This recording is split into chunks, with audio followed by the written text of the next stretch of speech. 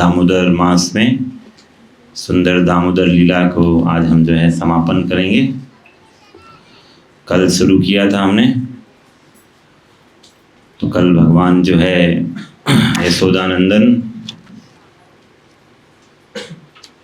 कल बंध गए थे, आज अभी तक बंधे हुए हैं हमारी लीला में। तो कल माँ यशोदा ने जो है पता लगाया कौन है वो चोर जिसने जो है मेरे घर में चोरी किया है, माखन चोरी। माखन बनने वाला जो माखन मतलब जिससे बन रहा था वो दही को भी मटका फोड़ दिया है, उससे दही नहीं प्राप्त हुआ। तो बगल में जो कमरा था वहाँ जो दही रखा था, इंद्र पूजा के लिए रखा था, बहुत स्पेशल दही। भोक्ता राम यज्ञ तपसाम, भगवान जो है भोक्ता हैं, तो इंद्र के लिए रखा है तो क्या है, तो मेरा ही ना। तो इसलिए भगवान ने उसको क्लेम कर लिया कि ये मेरा है। खाया तो खाया, साथ में खिलाया भी, चोरी भी की और साथ में दूसरों को भी जो है उसको बांट रहे हैं। दानी बन रहे हैं, चोरी का माल दान कर रहे हैं। खुद का है नहीं फिर भी दान कर रहे हैं। तो माँ को जो है बहुत गुस्सा आया, ये अपना दान से जो है चोरी का माल से ऋण चुका रहे हैं। भगवान जो है ऋण चुका रहे थे, मतलब मेरा पिछले जन्म का ऋण चुका रहा हूँ। मैं रामलीला किया था तो वानरों का ऋण चुका रहा हूँ। तो इस तरह से माँ यशोदा बहुत ही संभल के आई थी, लेकिन ये जो लाला है बहुत चतुर है। चतुरता में मास्टरी हासिल किया है, पता चल गया। और भागा, ऐसे भागा क्या कहना। भागा तो उपनंद के घर की तरफ भागा था, लेकिन वहाँ कोई था ही नहीं, इसलिए आज जो है वो दांव पड़ा नहीं। और फाइनली जो है भागते भागते बार बार पीछे देख रहे थे, स्पीड स्लो हो गया था, उसकी वजह से माँ ने जो है धर दबोचा। हम धर तो दबोचा, लेकिन साथ में जो है प्रश्न उत्तर काफ़ी हुआ कि जो है तुमने ऐसा क्यों किया, और मैंने कब किया। ये तो आपका ही करा धरा है, आपके ही पैरों से टूटा है मटका। वो तो मैं आपके हाथ में छड़ी देखा तो डर गया और उसकी वजह से मैं भागने लगा। क्राइम सीन में मैं पहुंच गया कैसे, सारा तो करा धरा आपका है। मैं तो सोचा कि मैं तो कहाँ से वो क्राइम सीन में आ गया एक तरह से। तो इसीलिए मैंने कुछ नहीं किया है। लेकिन फाइनली जो है माँ जो है उसको उलाहना दे रही है कि तुम वानर जैसे हो, वानर। बोला ठीक है, मैं वानरों के बीच ही रहूँगा, चला जाता हूँ वन में। आप अगर बोलती है मैं वानर हूँ तो माँ को लगा अरे ये तो वैसे ही बहुत शैतान है। अपनी बात को अगर कहीं सही ना चला जाए, तो माँ को थोड़ा डर लग गया।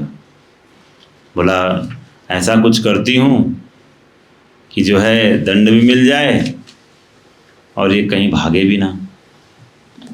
तो बोला इसको बांधना ही उचित है। बांधना ही उचित जो है दिखाई दे रहा है कार्य, लेकिन बांधने में भी इसको बांधो तो किससे बांधो, किससे बांधा जाए, जो इसके साथ जुर्म में साथ दिया हो। तो वो था उखल, खल है वो, खल उखल दुष्ट है ये। इसने इस चोरी में सहायता दिया, इसी उखल में खड़े होकर माखन खाया है और खिलाया भी है। तो ये बराबर का भागीदार है उखल, तो इसको भी दंड मिलना चाहिए। दोनों को एक साथ बांध देती हूँ। तो मैया ने ठान लिया अब तो बांधना है। तो बांधने के लिए प्रक्रिया आरंभ हुई तो फाइनली कोई समाधान ही नहीं नज़र आ रहा है, कोई उपाय नहीं नज़र आ रहा था। फाइनली जो है माँ के बहुत परिश्रम को देखकर भगवान से रहा नहीं गया और वो बंध गए। अब बंध गए क्योंकि बहुत काम था मैया को करने के लिए। दीपावली का दिन है, आप तो समझ सकते हैं, और ऊपर से कल इंद्र की पूजा है जो वास्तव में होगी नहीं कि नहीं होगी। हाँ, वो इनके हाथ में ही है। अभी आई थिंक होगा, क्योंकि अभी 7 साल के थे ना, अभी 3-4 साल चलेगा ये कार्यक्रम, क्योंकि अभी तो ये आई थिंक बाहर जा नहीं पा रहे हैं। अभी तो 3-4 साल में कहाँ बाहर जाएंगे। अभी तो जब 5 साल के हो जाते हैं तो गोपाल बनते हैं, 6वीं में प्रवेश करते हैं। गोपाल नहीं होंगे तो बाहर कैसे जाएंगे। तो अभी थोड़ा सा 7 साल के जब हो जाते हैं तब भगवान गोवर्धन उठाते हैं। तो आई थिंक अभी इंद्र पूजा होगा संपन्न। लेकिन इन्होंने इंद्र का जो भाग है वो पहले ही खाना पीना शुरू कर दिया था भगवान। तो इस तरह से यशोदा माँ अब उनको बड़ा सुकून मिला कि जो है अब आराम से मैं अपने घर के काम कर सकती हूँ, क्योंकि तो बंद गया। और उनका भी जो है जो आ गया था ना कि ये छोटा सा बालक मेरा ही तो है, कैसे नहीं बांधूंगी। तो वो प्रयास भी सफल रहा, नहीं तो बड़ा बेइज्जती का प्रश्न था। हाँ, सब माताएं देख रही थीं और ये बहुत सुबह से सोचो मेहनत शुरू किया था, कितना मेहनत किया था, अब बांध नहीं पा रही थी। तो सब जो है उनके साथ वाली जो उनकी सखियाँ थीं, माताएं थीं, वो सब जो है बड़ा मजाक ले रही थी। अब जो है माँ बांध ली तो बड़ा सुकून मिला। तो बांध के जो है सभी सारी और भी माताएं थीं, गोपियाँ, वो सब जो है अपने अपने घर के कार्य में करने चली गई। अब जाते जाते कन्हैया के कुछ मित्र को उनकी रक्षा के लिए चारों ओर बैठा गई कि तुम लोग देखो, ध्यान रखना, अरे बालकों, यदि कन्हैया कोई उधम करे तो तुरंत मुझसे कहना। कुछ अगर समस्या आती है, कुछ गड़बड़ करता है तो तुरंत सूचना देना। मैया और गोपियों के चले जाने के पश्चात बाल कृष्ण ने क्षण भर के लिए रोने का अभिनय किया। तो ये जो है अपना जाल बिछाने लगे, हाँ, और रोने का अभिनय करने लगे। और फिर शांत, कुछ काम बना नहीं। अब अस्त्र छोड़ा लेकिन कुछ फायदा नहीं हुआ। शांत होने के पश्चात वे लंबे चौड़े अनेक स्थानों में उखल को लुढ़काने का आनंद लेने लगे। हाँ, लेके घूम रहे हैं। जब श्री कृष्ण ने स्वयं को उखल से बंधे हुए भी सखाओं को अपने साथ में पाया तब वे और भी चंचल हो गए। साथ में मित्र भी हैं, उखल भी है। हाँ, उनके साथ हंसते खेलते धीरे धीरे उसी उखल को आड़ा तिरछा करके चलायमान कर दिया। हाँ, पता नहीं क्या कौन सा टेक्निक लगा रहे हैं। जो गोपियां अट्टहास पूर्वक श्री कृष्ण के बांधने के लिए अपने अपने घर से रस्सियां लाई थीं, वे अब भी नंद भवन में उपस्थित थीं। इसको सुंदर अवसर समझकर श्री कृष्ण ने उन गोपियों की सुनी हवेलियों से मनोहर छींकों पर धरे हुए ताजे नवनीत आदि मक्खन आदि को उन्हीं बालकों के द्वारा चोरी करवा कर इशारे से भी भक्षण भी करा दिया। गजब।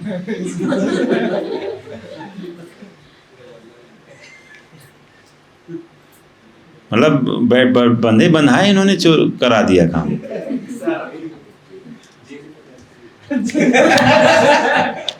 उस उखल को खींचने के खेल में कन्हैया को इतना आनंद आया कि उन्होंने ना तो अपने हाथ से और ना दूसरे किसी के द्वारा माता के इस बंधन को मुक्त करने का विचार किया। आनंद में थे वो, टेंशन नहीं है, बहुत अच्छा है, उसी को खेल समझ लिया। उखल को लुढ़काते हुए बाल कृष्ण पूर्व द्वार वहाँ उन्होंने यमलार्जन नामक 2 यमल वृक्ष को देखा। जो 2 वृक्ष थे यमलार्जुन, अर्जुन के वृक्ष हैं, अर्जुन पेड़। वे कुछ विशेष वृक्ष थे, वे बवंडर चक्रवात चलने पर विशेष नृत्य करते थे। पेड़ तो नृत्य वैसे करते हैं, हवा चलता है तो। श्री कृष्ण भी क्रमशः उन दोनों के बीच में आकर खेलने लगे। श्री कृष्ण, अगर सोचिए आंधी तूफान जो है, मतलब इनका विशेष था एक्चुअली। हमारा वृंदावन में भी गुरुकुल में है 2 यमलार्जुन वृक्ष, वहीं पर इनका जो है डारमा बना हुआ है भगवान का। श्री कृष्ण बंधे हुए आगे आगे चल रहे थे, सखागण पीछे से उखल को धक्का लगाते हुए साथ साथ उखल को लुढ़का रहे थे, सब आनंद ले रहे थे। तभी श्री कृष्ण दोनों वृक्षों के बीच से निकले। बालकृष्ण तो छोटे आकार के होने के कारण पार हो गए, किंतु पीछे बंधा हुआ उखल अटक गया। श्री कृष्ण ने रस्सी को तोड़ने की इच्छा से उस उखल को खींचा जोर से, ये अच्छा मौका है तोड़ने का। हाँ, लेकिन इस प्रकार हठपूर्वक उस उखल के खींचते ही दोनों वृक्ष कट कट शब्द करते हुए जड़ों के सहित दोनों ही दिशाओं में स्पष्ट रूप से अलग अलग होकर धड़ाम से धरती पर गिर पड़े। देख रहे हैं, दोनों अलग अलग दिशा में गिरे।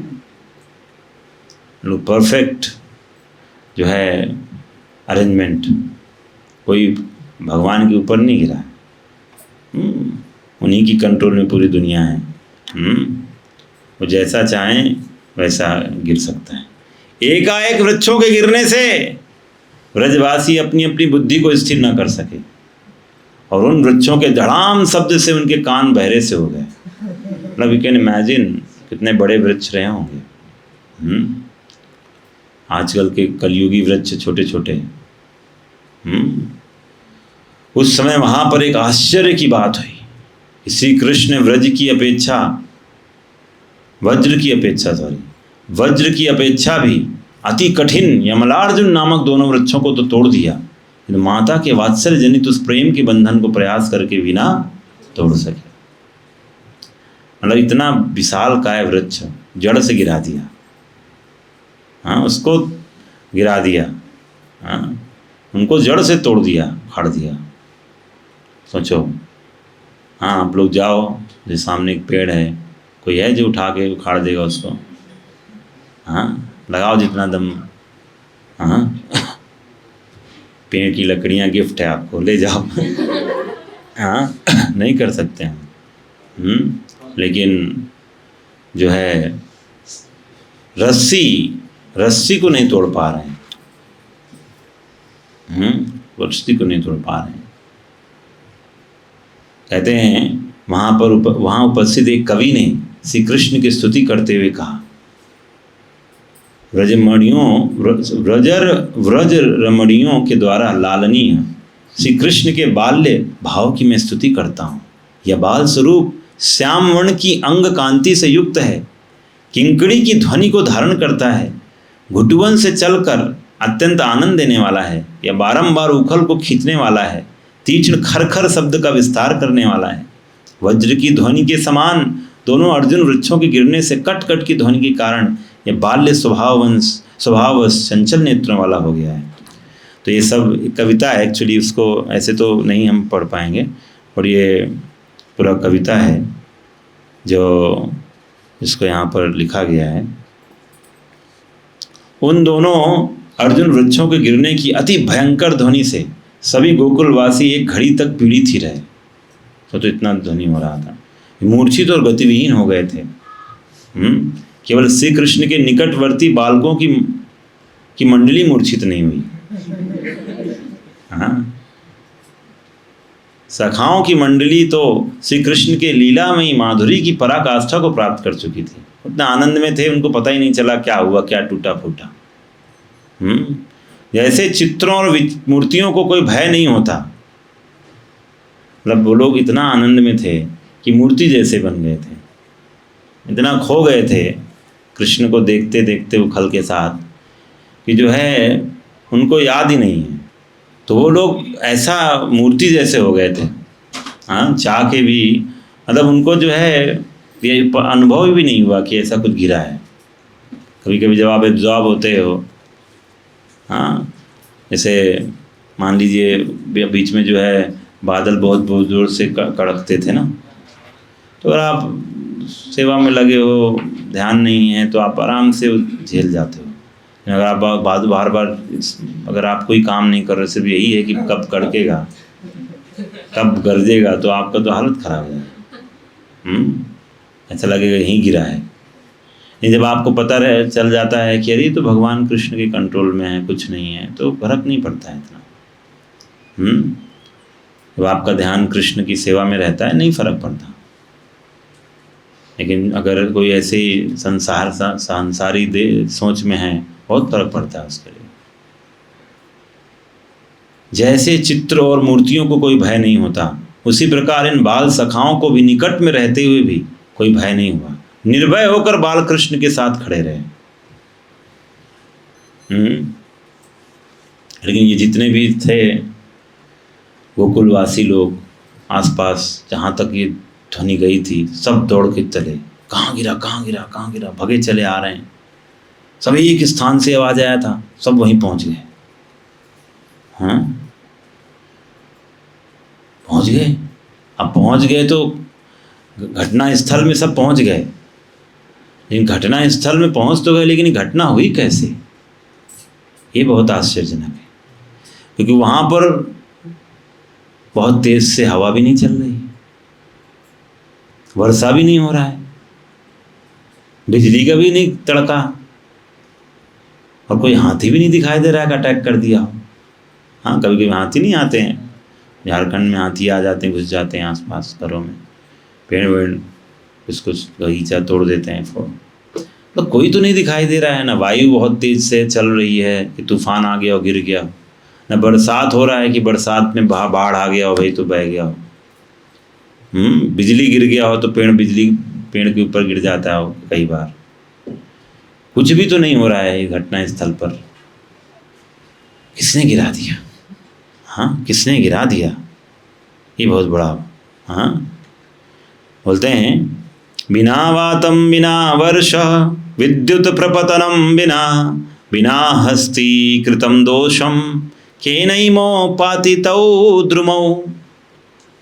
हाँ, बिना वातम, वात मतलब वायु, बिना वर्षा, विद्युत प्रपतनम, बिना विद्युत भी नहीं गिरा, बिना हस्ती कृतम, हाथी के द्वारा भी कुछ नहीं किया गया, दोषम केनैमो, क्या किसका दोष है? पतितौ द्रुमौ, पतितौ मतलब द्विवचन है, द्रुमौ मतलब दो पेड़ कैसे गिर गए, कैसे हुआ ये समझ में नहीं आ रहा है। इतना भारी उत्पात होने पर भी इस स्थान पर कोई भी व्यक्ति क्यों नहीं आ पाया? ऐसा तो नहीं है कि इतना बड़ा पेड़ अगर कोई काटने भी चला, कुछ करने चला तो टाइम लगता है, कोई आया क्यों नहीं? इसमें तो यही कारण ज्ञात होता है कि वृक्षों के गिरने की उस बड़ी भारी गर्जना के कारण व्रज में सभी जन मूर्छित हो गए होंगे। इसके पश्चात उन दोनों वृक्षों के पास में स्थित उन बाल कृष्ण को भी व्रजवासियों ने बड़ी सावधानी से देखा। घटना स्थल पर अगर एक्सीडेंट हुआ है तो कुछ जान माल का खतरा भी हो सकता है ना, तो देख रहे हैं अरे कुछ तो नहीं हुआ, सावधानी से देख रहे हैं सब अपने अपने बच्चों को, खरोंच तो नहीं आया, कुछ तो नहीं हुआ। ऊपर से उनके मुख पर हास का विलास सुशोभित हो रहा है, हंसी आ रहा है सबको। एवं उखल को खींच खींच कर लीला सुख की वर्षा कर रहा था। हाँ, उनके मुख में तो आनंद ही आनंद था। उसी के साथ ये घटना कैसे हुई, क्या हुआ, इस प्रकार कहते हुए सभी ब्रजवासी कन्हैया को घेर कर खड़े हो गए। सब खड़े हो, कैसे हुआ कैसे हुआ। तो जो है पहले तो सखाओं के साथ खूब खेल रहे थे, लेकिन जैसे ही इन्होंने देखा कि पिताजी पीछे से आ रहे हैं तो ध्यान खींचने के लिए रोना शुरू कर दिया। देखो अब इनका है, माँ को बहुत फंसाने वाले हैं, माँ पे पूरा आने वाला। रोने लगे जोर जोर से, हाँ, नंद बाबा तो ऑलरेडी बहुत विचलित थे, क्योंकि इतने विशाल वृक्ष गिर चुके थे। हाँ, लेकिन बच्चे को, बेटा आपको क्या हुआ बेटा, उसको बस सांत्वना देने के लिए थोड़ा सा मुख पर मुस्कान दिखाया। चिंतन तो था, मुस्कान दिखाया, और जल्दी जल्दी क्योंकि रोना क्यों शुरू कर दिया, क्योंकि बंधे भी थे। इसी दयनीय स्थिति क्रिएट कर दिया है। मतलब दया आ जाए, किसको ना आ जाए दया, ये तो पिता हैं। हाँ, दया तो एक साधारण जन को भी आ जाए ऐसी स्थिति में कि दो तरफ दो पेड़ बड़े बड़े गिरे हुए हैं, हाँ, और खुद जो है फंसे हुए थे और रस्सी से बंधे हुए हैं, मतलब घटना स्थल पे पड़े हुए हैं। हाँ, भाग भी नहीं सकते हैं, इतना बुरी स्थिति में। हाँ, अब उसमें हंसते हुए शोभा पाते क्या? उनके मित्र थे तो जो है उनके साथ तो चल रहा था, वो तो अपने साथ वाले हैं। लेकिन अब जब पिता आ चुके हैं तो अब तो इससे अच्छा मौका कभी नहीं मिलने वाला है इनको। ऐसा कुछ करूँगा कि आगे भविष्य में माँ सोचेगी नहीं बंधन करने का मुझे, ऐसा कुछ मैं अब करने वाला हूँ, ऐसा इन्होंने प्लान किया है।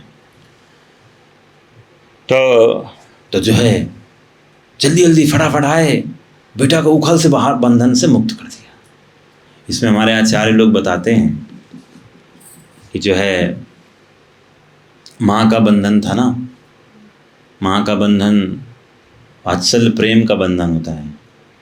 तो वात्सल्य प्रेम का बंधन साख्य प्रेम के बंधन से नहीं छूटता है, साख्य प्रेम से नहीं छूटेगा, समझ रहे ना।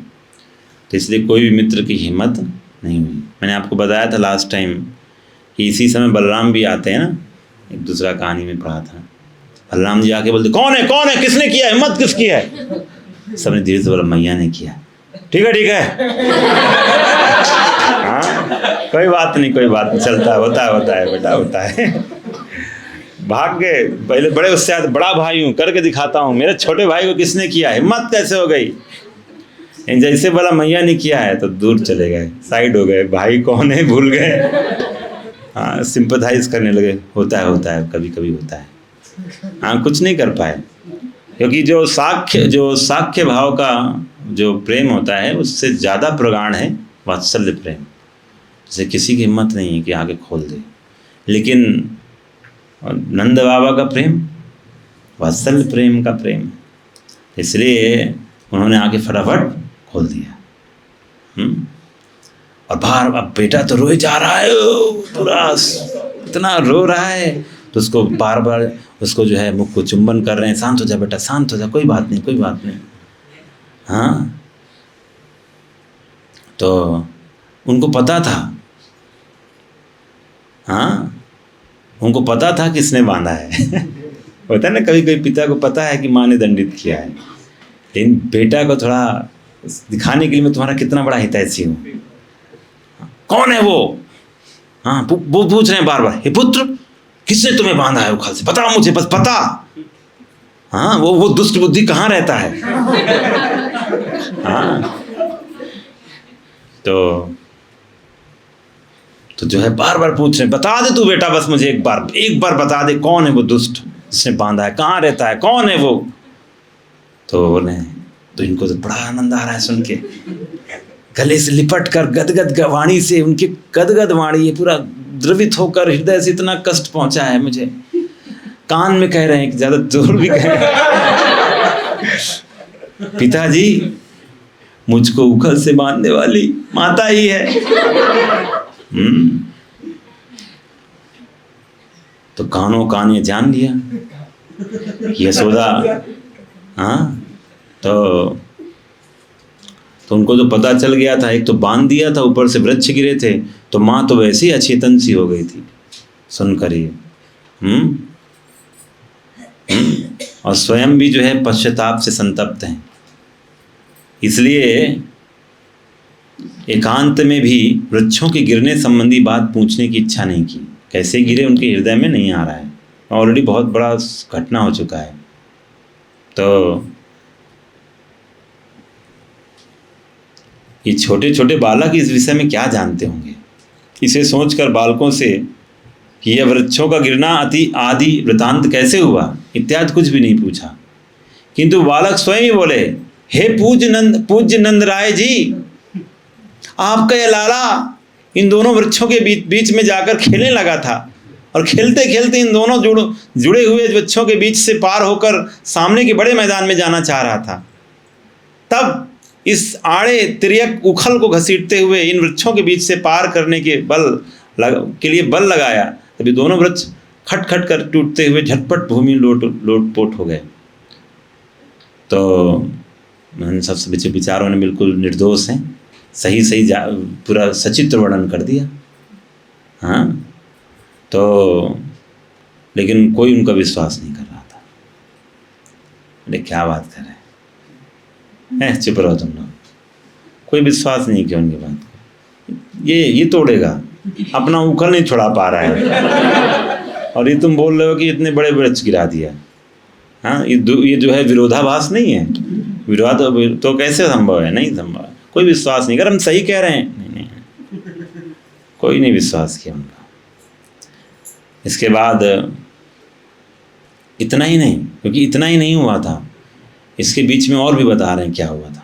कहते हैं, टूटे हुए इन दोनों वृक्षों से अग्नि के समान दीप्तमान एवं कटक मुकुट कुंडल आदि से सुशोभित बलवान दिव्य देह वाले दो पुरुष निकले।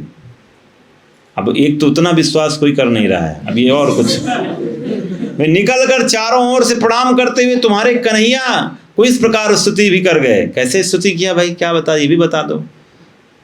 तो मेरे साथ बोलो, सच्चिदानंद स्वरूप सबको अपनी ओर आकर्षित करने वाले परम योगेश्वर श्री कृष्ण, आप प्रकृति से अतीत स्वयं पुरुषोत्तम हैं, वेदज्ञ ब्राह्मण यह बात जानते हैं कि यह व्यक्त और अव्यक्त संपूर्ण जगत आपका ही स्वरूप है। आप ही समस्त प्राणियों के शरीर, प्राण, अंतःकरण और इंद्रियों के स्वामी हैं, तथा आप ही सर्वशक्तिमान, काल, सर्वव्यापक एवं अविनाशी ईश्वर हैं।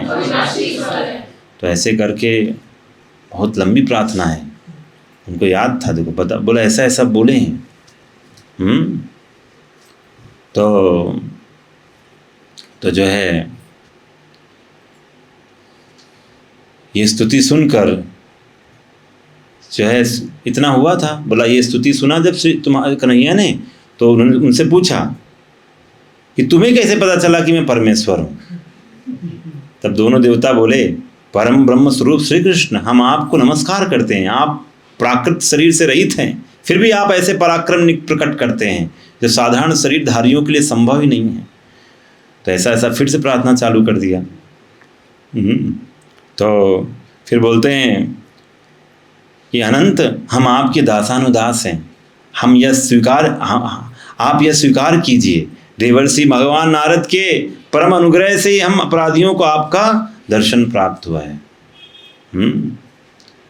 प्रभु हमारी वाणी, ये बड़ा सुंदर है, आप सब बोलो, प्रभु हमारी वाणी आपके मंगलमय गुणों का वर्णन करती रहे। हमारे कान आपकी रसमयी कथा में लगे। हमारे हाथ आपकी सेवा में, और मन आपके चरण कमलों की स्मृति में रम जाए।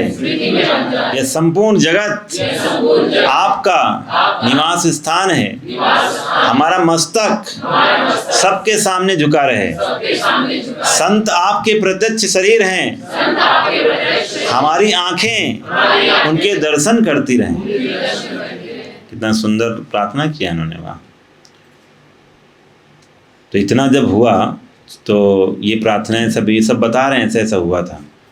उसके बाद वो दोनों देवता उत्तर दिशा की ओर चले गए। बालकों की इन बातों को सुनकर वात्सल्य रस प्रधान श्री व्रजराज आदि गोपों ने, या तो बालकों का प्रलाप है, अनाप शनाप बातें कर रहे हैं लोग, क्या कल्पना कर लेते हैं लोग। हाँ, अन्य लोग जो है उनका डाउट क्लियर नहीं हुआ, उनकी बातों से संदेह बना रहा, हाँ, दूर नहीं हुआ। तो अब इतना तो हो गया। उसके बाद क्रमशः 1 2 3 इत्यादि लिखा, 1 2 3 इत्यादि क्रम से सम्मिलित ब्रजजनों के साथ श्री ब्रजराज अपने बालक को अपनी गोद में उठाकर नित्य कर्म करने के लिए श्री यमुना जी गए। अपने बालक के सहित गोता लगाया, यमुना में डुबकी मारा, हाँ, और वहीं तट पर ही वस्त्र धारण किए एवं ब्राह्मणों के द्वारा स्वस्ति वाचन आदि करवा कर, कि इतना बड़ा सगुन हो गया, महादान आदि देकर अपने घर आए और पूर्वाह्न भोजन के लिए तत्पर हो गए। तो यशोदा माँ तो ऑलरेडी बहुत लज्जित थी, ऐसा घटना हो गया है, हाँ, इसलिए वो घर से बाहर नहीं निकली। और तो और लिखा है, घर में आई हुई गोपियों से भी बातचीत ना कर सके, क्या बोलें, हाँ, ऐसी माँ है, अपने बेटे को बताओ बांध के चली गई और क्या क्या हो गया। वैसे ही कितना होगा प्रजल्पा, सोचो, आप लोग तो जानते ही हैं। तो इसलिए वो बाहर ही नहीं गई। जैसे ना कभी कभी बोलते हैं हम मंदिर ही नहीं जाएंगे, इतना प्रजल्पा सुनने को मिलेगा। तो ये ऐसे ही हालत हो गया। तो यशोदा माँ बोलती हम नहीं जाएंगे। और जो है कुछ देर पश्चात गोपियों के चले जाने पर भी सभी कार्यों का समाधान करने वाली रोहिणी देवी पाकशाला की गौरव पात्री अध्यक्षा सेविकाओं के द्वारा भोजन परसवा दिया। तो रोहिणी माता जी का रोल प्ले हुआ। रोहिणी माता जी आई। श्रीमान ब्रजराज से ने भी वसुदेव जी के लाला श्री बलराम को भी बुलाया और श्री कृष्ण बलराम दोनों लालाओं के स्निग्ध एवं अव्यक्त सुमधुर कोलाहल से परिपूर्ण होकर एक साथ भोजन किया। कृष्ण बलराम दोनों साथ में। उस दिन तो बलराम जी भी नहीं थे, होते तो कुछ फिर बाद में आए तो थे। इसके पश्चात मूर्तिमान परमानंद पूरक श्री कृष्ण बलदेव दोनों बालकों के साथ एक मुहूर्त विश्राम किया। एक मुहूर्त मतलब 48 मिनट। श्री नंद बाबा अच्छी प्रकार विश्राम करके सुस्वस्थ चित्त होकर सायंकाल में गायों के आने के रमणीक समय गोधूली बेला में गौशाला आए। गाय आने का टाइम था, गोधूली बेला, और गोपों के द्वारा गोदोहन आदि कार्य संपन्न कराया। इसके पश्चात नंद भवन से अति श्वेत मिश्री मंगवाई। अति श्वेत मिश्री। इस मिश्री के साथ अत्यंत हितकर धारोष्ण दुग्ध को स्तनपान के प्रतिनिधि रूप में समान अवस्था वाले सुबल आदि सखाओं के सहित दोनों पुत्रों को पान कराया, दूध और मिश्री। और वहीं पर सभी बालकों को पलास के पत्ते से दोना बनाने की शिक्षा भी दी। पलास का पत्ता कोई बोल रहा था खाना चाहिए इसमें हाँ, कार्तिक में पलास। उसके पश्चात श्री नंद राय जी नंद भवन में आए और दोनों बालक श्री कृष्ण बलराम एवं उनके सखाओं के साथ मिलकर सायंकालीन भोजन किया। सोचो अभी तक मिले नहीं माँ से, हाँ, इतना बड़ा सब कुछ हो गया कार्य, हाँ, लंच भी हो गया और डिनर भी हो गया, माँ से मुलाकात नहीं हुई है। तो अब यहाँ पर रोल किसका है? रोहिणी माता का। रोहिणी माता जाकर बोलती हैं, हे राजन, ब्रजराज जो नंद बाबा के पास, कृष्ण की माँ ने आज भोजन नहीं किया है, किसी के साथ कुछ बोल भी नहीं रही है। उनको ऐसी दशा देखकर घर की सभी गोपियाँ एवं दास दासियाँ भी उनको उन्हीं की तरह ही बिना खाए पिए चुपचाप ही बैठी हैं। अब मालकिन नहीं खाए तो दास दासी कैसे खा सकती है? ब्रजराज दुख भी व्यक्त कर रहे हैं और हास्य भी। हम क्या करें? क्रोध का अनुसरण करने वाले वो अपने दोष को स्वयं ही भोगे। हाँ, जैसी करनी वैसी भरनी। सभी गोपियां अश्रु बहाती हुई बोली, हाय, वह तो भीतर एवं बाहर से अतिशय कोमल है, आपके ऐसे कथन से तो अत्यधिक संतप्त तो दुखी हो जाएगी। हाँ, वैसे ही माहौल भी बहुत वो है दुखमय, और दुख हो जाएगा। तो मुस्कुराकर लाला कन्हैया से पूछे, लाला, अपनी माता के पास जाओगे? नहीं नहीं, मैं तो आपके निकट समय बिताऊंगा। हाँ, तो जो है बड़े भाई उपनंद आदि की पत्नी श्री तुंगी जी प्रभृति हंसकर श्री कृष्ण से बोली, वो भी थी वहाँ, कि तो जो है तुम बेटा दूध किसका पियोगे फिर? बोला मिश्री से मिला हुआ धारोष्ण दूध ही पी लूंगा। वो सोचे माँ के पास इसी बहाने चला जाए। बोला नहीं, ये मिश्री वाला दूध। फिर सभी गोपी बोली किसके साथ खेलोगे? पिताजी भैया बलराम के साथ में खेलूंगा। ब्रजराज बोले फिर अच्छा लाला, तो भैया बलराम की मैया रोहिणी के पास क्यों नहीं चले जाते? तो लिखा है श्री कृष्ण ने क्रोध सहित सजल नयन होकर कहा। सजल नयन होकर, जल अभी है, गया नहीं है। हाँ, तो बोला फिर तुम, मतलब बोला चलो तुम अपनी यशोदा मैया के पास नहीं जाओगे तो रोहिणी मैया के पास चले जाओ। तो क्या बोलते हैं दुखी होकर, ये भी तो जो है आपत्ति के समय मुझे छोड़कर चली गई थी।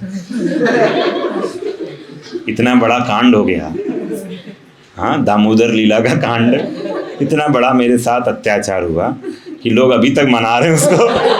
हाँ, इतना कुछ हुआ है, इतना बड़ी घटना हुई है कि अभी तक कोई भूल नहीं पा रहा इस घटना को। ऐसी घटना हुई है। और आप जो है उस समय कहाँ थी? मैं उसके पास भी, उनके पास भी नहीं जाऊंगा। तो अश्रु बहाती हुई श्री रोहिणी जी धीरे से बोली, हे पुत्र, ऐसी कठोरता का आचरण क्यों कर रहे हो? तुम्हारी माता बहुत दुखी है। कोई बात नहीं सुन रहे, कुछ सुनाई नहीं दे रहा है। हाँ, और अनसुना कर दिया और सजल नेत्र हो पिता के मुख को देखने लग गए। पिता को देख रहे हैं। उस समय रोहिणी ने श्री कृष्ण को खींचने के लिए बलराम को संकेत किया। बलराम ने जाकर श्री कृष्ण का हाथ पकड़ भी लिया, किंतु श्री कृष्ण उनके हाथों से छूटकर दौड़कर पिता की गोद में पुनः चिपट गए। बोले कुछ गड़बड़ करेगा। हाँ, ये कहीं लेके मेरे को पहुंचा दिया। उसके बाद पिता की गोद में उठ खड़े हुए और अपनी दोनों भुजाओं से पिता के गले को पकड़ लिया। कोई न मतलब छीन ले मुझे। अश्रुवृष्टि करने वाली पिता की दृष्टि को देखते हुए उन्हें अत्यंत वशीभूत करने लग गए। हाँ। तो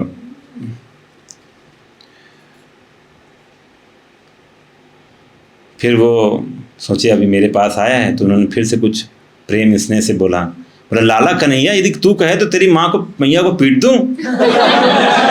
हाँ, तो वो चेक करना चाह रहे थे कि ये क्या बोलेगा। हाँ, ताकि अंदर से तो ये बाहर से नाटक कर रहा है, अंदर से तो मैया को खूब प्रेम करता है, ये बाहर से आज बड़ा गुस्सा दिखा रहा है। तो बोला कहो तो पीट दूं मैं। तो चेक करना चाह रहे तभी क्या बोलेगा। तो सही नहीं पाए। कृष्ण अपने दोनों हाथों से पिताजी के हाथ को जोर से पकड़ लिया। हाँ, मतलब ना करो, पीटो पीटो मत। हाँ, तो हाँ, तो फिर जो है, तो फिर से जो है बोले, श्री कृष्ण की माता के हृदय का स्मरण करते हुए कहा कि पुत्र, तुम्हारी माता यदि ऐसा हो जाए, हाँ, मतलब तुम्हारी माता यदि ऐसा हो जाए, हाँ, मतलब अगर उसको कुछ हो गया, मान लो उसको मृत्यु हो जाए, तो तू क्या करेगा? तो जो है मतलब ये प्रयास था और इस तरह से कर रहे थे। तो जो है इनका तुरंत जो है जितना प्रेम था निकल आया। हाँ, और सजल नेत्र होकर बोले, मेरी मैया कहाँ है? मैं तो उन्हीं के पास जाऊंगा। हाँ, और इस प्रकार कहकर थोड़ा संकित से होकर श्री रोहिणी जी की गोद में पहुंच गए। यहाँ पर रोहिणी ट्रांसपोर्ट करेगी ना। हाँ, यह देख सभी जन कोलाहल पूर्वक खिलखिलाकर हंसने लगे। हाँ, और परम सुख प्रदायिनी कौन? रोहिणी देवी जी के द्वारा लाए गए श्री कृष्ण माता यशोदा के भवन में प्रवेश किए और हर्ष पूर्वक रोते हुए मैया के गले में जा लगे। यशोदा दामोदर की जय हो, यशोदा नंदन की जय हो। और जो है माँ जो है बहुत जो है बिल्कुल दुखी थी और उनका हृदय जो है इतना द्रवीभूत हो गया था। ऐसी विकल दशा को देख कर कहते हैं सभी परिजन भी रोने लग गए थे उनकी माँ का, बेटे को दोनों का मिलन देखकर। और कहते हैं उसके पश्चात वृद्धा गोपियों की अनेक प्रकार की सांत्वना से यशोदा रानी को तनिक शांति प्राप्त हुई और उनके मुख की शोभा भी थोड़ी थोड़ी प्रकाशित होने लगी। और इस तरह से जो है माँ पुत्र का मिलन हुआ। और बड़े भैया बलराम जी को भी श्री कृष्ण को साथ लेकर परम हितैषणी उपनंद गृहिणी आदि सभी के साथ मिलकर भोजन भी कर लिया। तो उस उखल बंधन लीला के दिन से श्री यशोदा जी संकोच को प्राप्त हो गई थी। 3 दिन तक श्री ब्रजराज के नेत्र के सामने नहीं आई, किंतु 3 दिन के बाद पिता की आज्ञा का पालन करने वाले बालकृष्ण ने ही चुनरी को पकड़कर उनके सामने पहुंचा दिया, मिलन करा दिया पिता और माँ का। दाम बंधन के दिन से ही सभी ब्रज की गोपियाँ परिहास एवं आनंद के सहित श्री कृष्ण को दामोदर कहकर बुलाने लग गई हैं, दामोदर कृष्ण के। एवं बात बात में वही श्याम मनोहर है ऐसा भी कहने लग गई। तब से भगवान का नाम दामोदर पड़ गया। लेकिन जो है मैया को बार बार याद आता होगा अपना उस स्थिति को लेकिन इतना सुंदर लीला हुआ दामोदर का लीला। और श्री यशोदा जी ने इस दामोदर लीला के माध्यम से श्री कृष्ण को नवीन विशेष दामोदर नाम दिया। इससे उनको यशादा, यशोदा मतलब यशादा, यश प्रदान करने वाली यशोदा कहा गया। हरि बोल। जो यश देती हैं कृष्ण को, तो कृष्ण का नाम पॉपुलर हो गया है दामोदर के नाम से, तो नया नाम मिल गया उनको पॉपुलैरिटी है, तो इसलिए उनको यशोदा कहा जाता है। इस लीला में श्रीनंद आदि सभी वात्सल्य परिकरों में भी मैया यशोदा की विशेष स्थिति दिखलाई गई है। जैसा वात्सल्य मैया यशोदा में है वैसा किसी भी ब्रज परिकर में नहीं है। इनका वात्सल्य प्रेम सर्वश्रेष्ठ है। हरि बोल। हरे कृष्णा कृष्णा कृष्णा हरे हरे, हरे राम राम राम हरे हरे।